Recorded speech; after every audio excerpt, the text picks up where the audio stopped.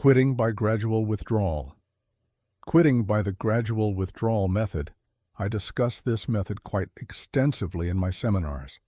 I always tell how if there is anyone attending who knows a smoker who they really despise, they should actively encourage them to follow the gradual withdrawal cut-down approach. They should call them up every day and tell them to just get rid of one cigarette, meaning if they usually smoke 40 a day, just smoke 39 on the first day of the attempt to quit. The next day, they should be encouraged to smoke only 38, then 37 the next day, and so on. Then the seminar participant should call these people every day to congratulate them and encourage them to continue.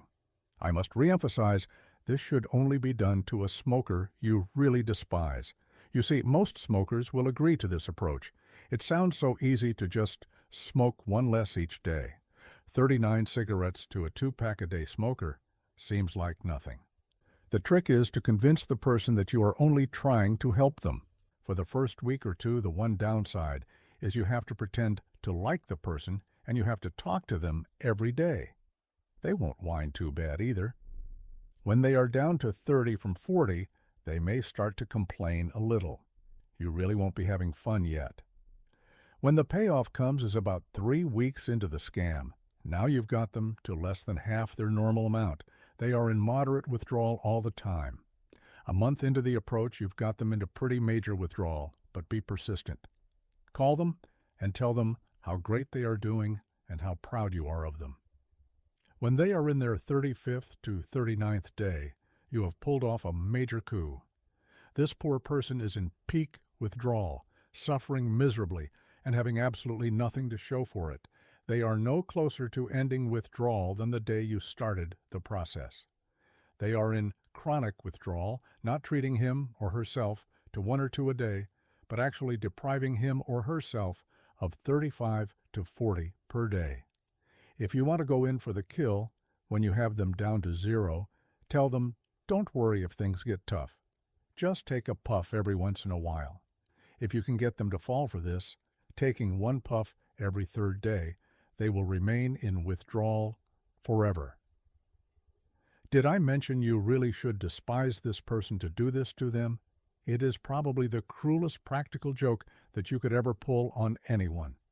You will undercut their chance to quit, make them suffer immeasurably, and likely they will at some point throw in the towel, return to smoking, have such fear of quitting because of what they went through cutting down, that they will continue to smoke until it kills them. Like I said, you better really despise this person. Hopefully, there is no one you despise that much to do this to them. I hope nobody despises themselves enough to do this to themselves. Quitting cold turkey may be hard, but quitting by this withdrawal technique is virtually impossible. If you have a choice between hard and impossible, go for hard. You will have something to show at the end of a hard process, but nothing but misery at the end of an impossible approach. Quit cold, and in 72 hours, it eases up. Cut down, and it will basically get progressively worse for weeks, months, or years if you let it. I should mention, this is not a new technique. It has been around for decades. Talk to every long-term ex-smoker you know. Try to find one person who successfully used the cut-down approach, gradually reducing to eventual 0 over weeks or months. You will be hard-pressed to find even one person who fits this bill.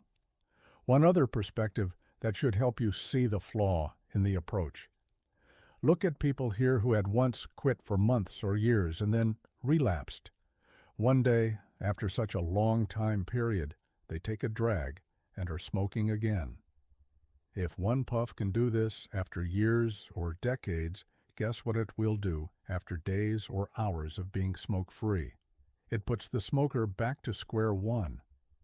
All that any ex-smoker has to do to avoid relapse or chronic withdrawal is to never take another puff. Copyright Joel Spitzer, 2000.